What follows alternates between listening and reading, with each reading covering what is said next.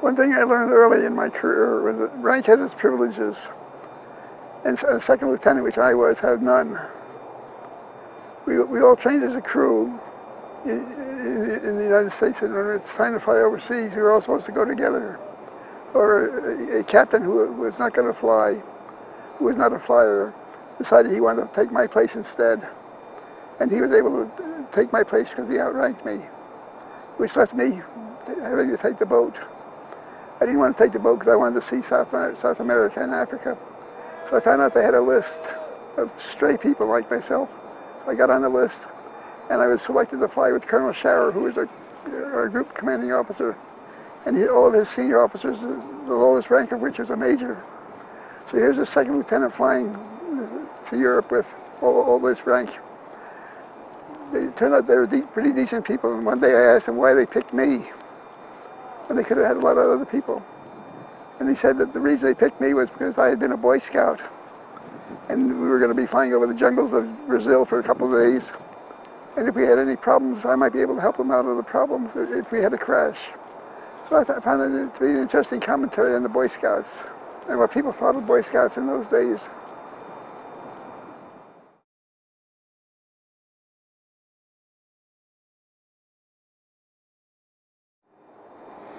Most people I know have the same characteristics when they walk. You cannot distinguish one from the other. But there are certain people who, for whatever reason, develop certain gait characteristics, which you can recognize at a distance. When we were flying down to South America through Trinidad, we stopped in Trinidad. I was going up to the control tower for some reason. I looked out and I saw this guy about 200 yards away. I recognized the gait.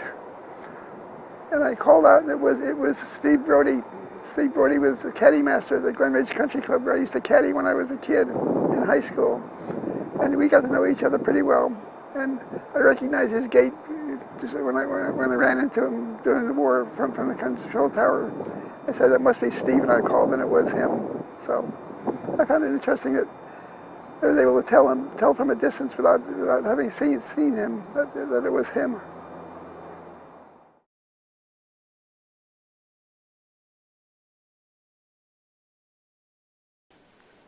Our base was located in the city of Rackheath, which was about 10 or 12 miles from the major city of Norwich. On the base we lived in Quonset huts, which were basically steel huts, 8 officers to a hut. At night we'd go to sleep, and during the night we'd hear these things hitting the roof of the building. We couldn't figure out what was going on.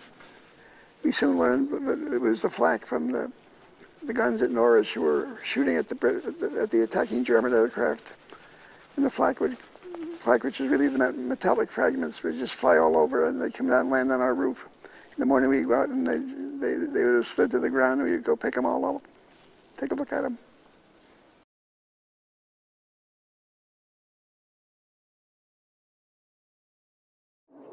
On many of the missions to Europe, we would pass Paris many times. And one of the things we all liked to see was the Eiffel Tower. We'd all heard about the Eiffel Tower as being a major structure of the world, but we'd never seen it before. And being able to see it, and even under the conditions we were seeing it, was really a thrill. And no one ever bombed it because it was too much of an architectural masterpiece.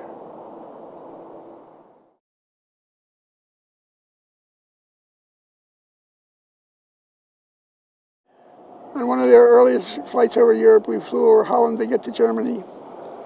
And we came across this big body of water called the Zuider Sea. I remembered that when I was in grammar school, we had learned about the Zuider Sea and the dikes that the Dutch built over there. So it was really something to be able to see something that we had actually learned about in school.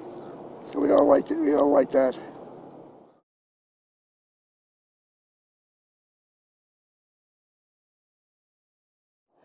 The English climate was noted for it being cloudy most of the time, and it was really due to the soft coal that they used to burn all the time.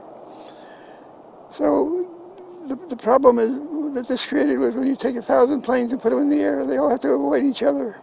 There has to be a set pattern on how one gets from where you are to where you're supposed to be and form into a group.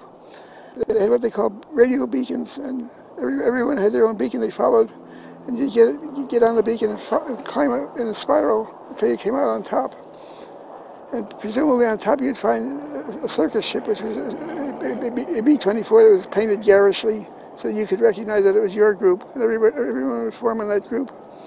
So one day we're climbing up through this fog to 20,000 feet. And as we come out of this fog, I'm sitting here in the forward gunner's turret. I see a group of 17s coming out of a cloud over here, and another 17 coming out of here. They ran smack into each other. About half a dozen planes either blew up, or everybody jumped out, or didn't jump out. I'm sitting here watching the whole thing with a bird's eye view. Big disaster. Somebody screwed up really bad.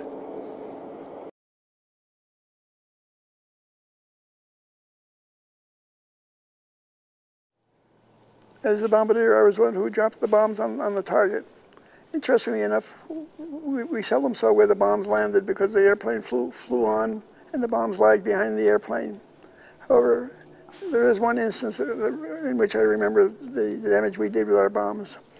We were going to Berlin to bomb Berlin. 10 days later, after we had bombed Hamburg, and we had gone after the oil field targets in oil storage areas in Hamburg. And we had hit them, and they were still burning 10 days later. The smoke was up at our altitude, obscuring our vision, and so on. So we really started a lot of big fires.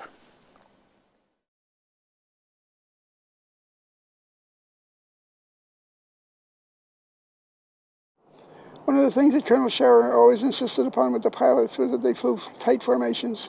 And he used to emphasize it with practice, practice, and more practice. And this was not just a foible that he had. He knew that if you flew close formation, the German fighter aircraft would let you go by. They'd rather attack a group that was flying loosely. The looser they are, the easier are they to get. So we had very few fighter attacks on us, even over Berlin, where they came and looked at it, looked us over, but it flew onto somebody else. So we were very lucky from that point of view. The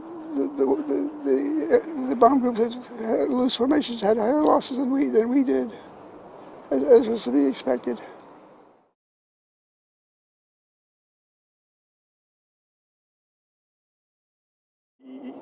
You never knew what target you were going to go to until the morning of the briefing, at which time all the crews would assemble in one building where they had a big map of Europe and with the flight paths in and out marked on it. But they were never unveiled until after the meeting started, so we never knew where we were going until we were well into the briefing. And one morning they pulled back the curtain, and there we were heading for Berlin. We all thought that was interesting, but we also knew it was full of problems because the Germans were very adamant in trying to beat us off from bombing Berlin.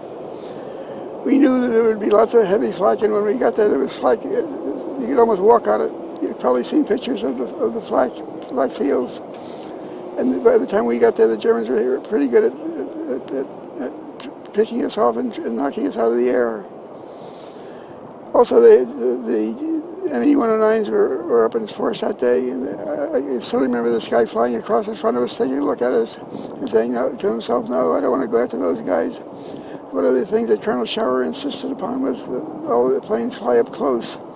It made it more difficult for the attacking pilots. So they always liked to go after groups that flew loosely. So one of the great attributes of Colonel Schauer, for example, was being a strict disciplinarian about saying that everybody flew tight formation.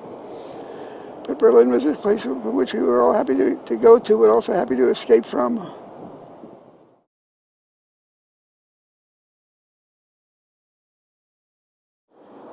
Off the shore of Denmark, 30 miles or so, as I recall, is a German island called Heligoland.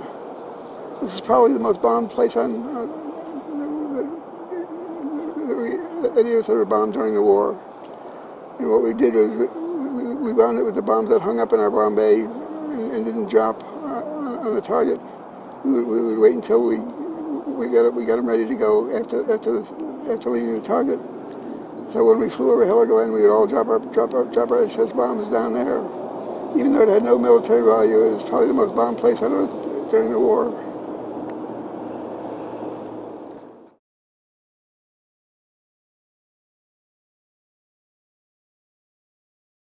One of the characteristics of the aircraft engines that were used during World War II, as well as today, as a matter of fact, is that they all have incomplete combustion processes.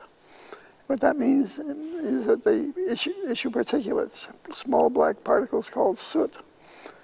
And when you're flying at altitude in an atmosphere with a lot of moisture in it, the moisture condenses around these particles, forming what are called condensation trails, or contrails for short. The Germans used to tell me that, this is after the war, that one of the ways they used to tell how big a mission was going to be was with the number of contrails. If you had 1,000 airplane attack, for example, there were 4,000 contrails, which made them very alert to the fact that they were going to be bombed heavily. With only a few contrails, we had a short number of airplanes.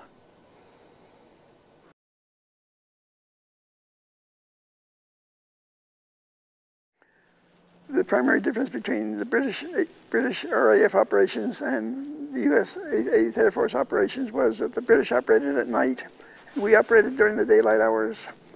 However, there were times when the troops needed help in France after the early days of the invasion, and they would send us out late in the afternoon. And what that meant is we came back after dark. And when you came back after dark, you had to be careful because the Germans would sneak in fighters along with you. And as you started to land, when you're most vulnerable, they would shoot you down. And one night they attacked our base. They killed a couple of airplanes and a couple of guys. So we were extra alert from then on at night.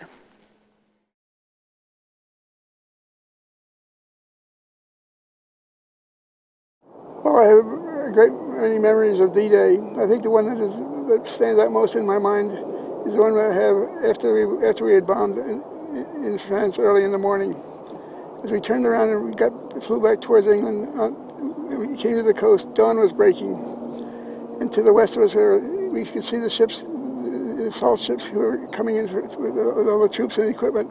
Thousands of them, many thousands, all crossing the channel at one time. We all marveled at the organization that it took to do something like this, but obviously it turned out to be a success, and we won the war.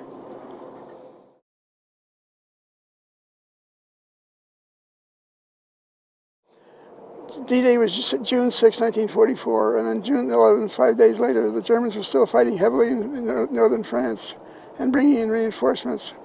So one morning we were at crew briefing, and they told us our target was going to be a railroad bridge. And the peculiar thing about this was that we were going to bomb it at 5,800 feet, which we all thought was suicide. Turns out that we had no opposition at all, fortunately. We went over the bridge, we bombed the bridge, and we hit the bridge.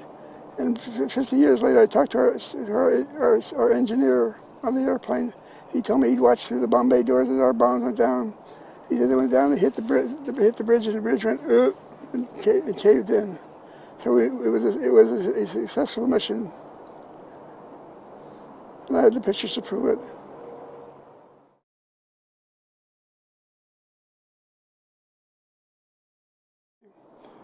One of the problems we had in flying over Europe was that when you flew over Europe, either direction, you were always over enemy territory. You had no place to land if you had a problem.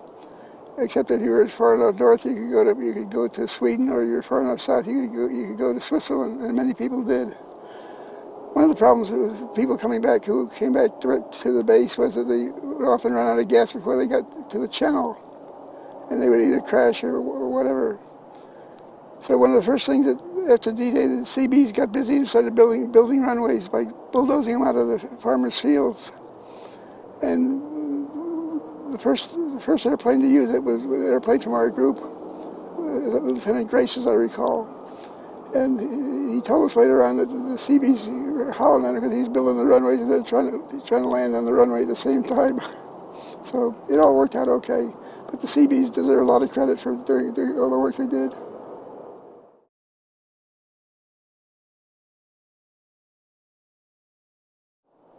The B-24 generally was a very good airplane. had good engines on it and was generally quite reliable.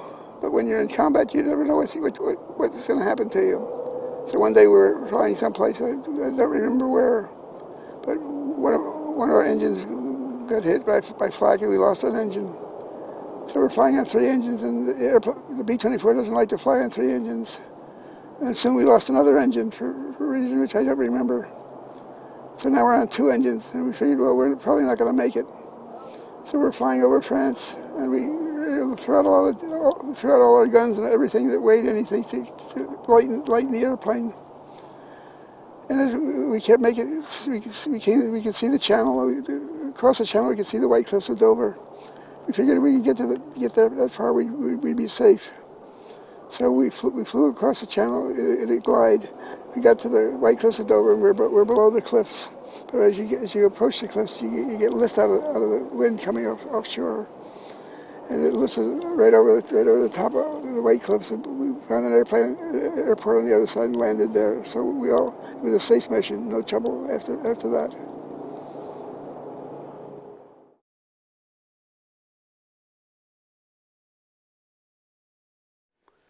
Many people have asked me what it was like flying over Europe with being attacked by German aircraft and by the flak guns as we go by the cities. I think that what I tell most of them is that there are 2 ways to find out. One is read the book called Masters of the Air, which gives a complete story of the 8th Air Force operations in Europe. And the second is to look at the movie 12 O'Clock High, which came out shortly after the war, which describes missions of bomber crews over Europe. The thing was so popular that it was turned into a TV series.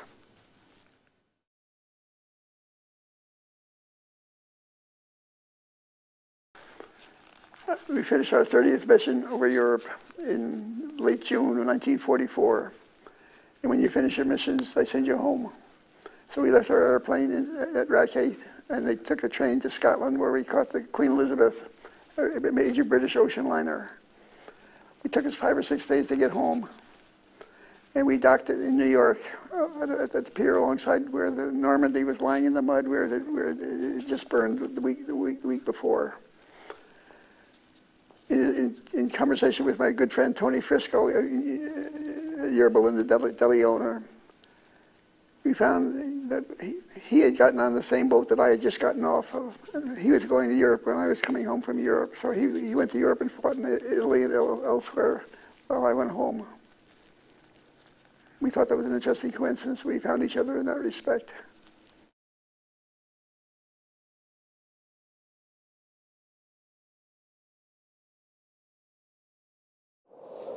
Our group used to hold annual reunions, and one of the reunions we had at Wright-Patterson Air Force Base in Dayton, Ohio, was attended by our former group navigator who had been shot down earlier in one of the early missions of the group. I had not seen him since the war.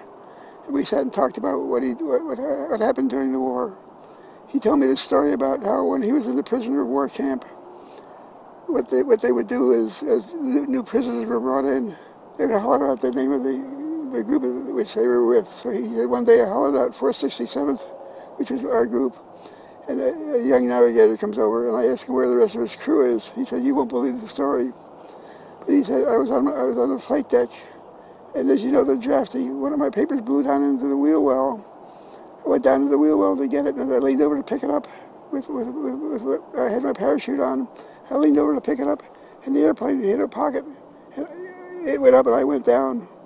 So I inadvertently bailed out of the airplane. Everybody else went on home and left me there. There's nothing they could do. So that's how I'm here all by myself.